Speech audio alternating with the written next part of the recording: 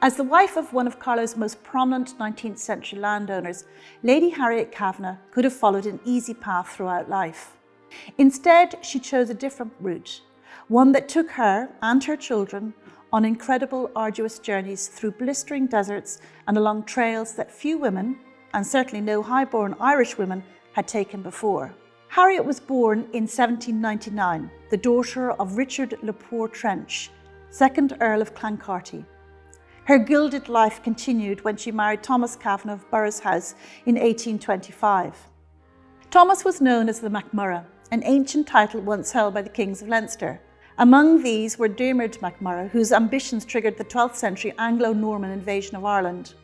Against this backdrop, and living in the grandeur of Burroughs House, Harriet's time could have been filled with society soirees and servants attending at every step.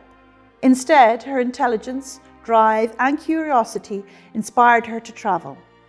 As a teenage girl, she had followed her diplomat father around Europe as he helped to redraw its map following Napoleon's defeat. Later, she toured Italy with her husband.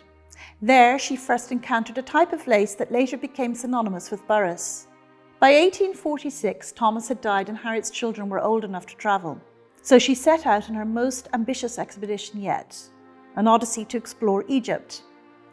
In an era before air travel, this was an incredible challenge. But for Harriet and her travelling companions, it was even more so. Harriet's third son was Arthur, who was born in 1831 with tetraamelia syndrome, which meant he was born with no arms or legs.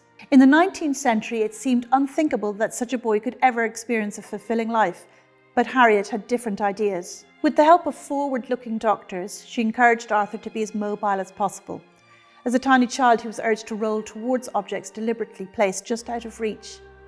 Later, he learned to write and draw with a pen clamped in his mouth. Arthur clearly inherited Harriet's ferocious determination.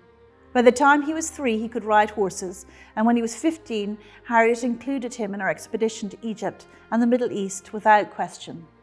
In the early 1850s, she also visited Corfu and returned to Carlo with further samples of delicate local lace.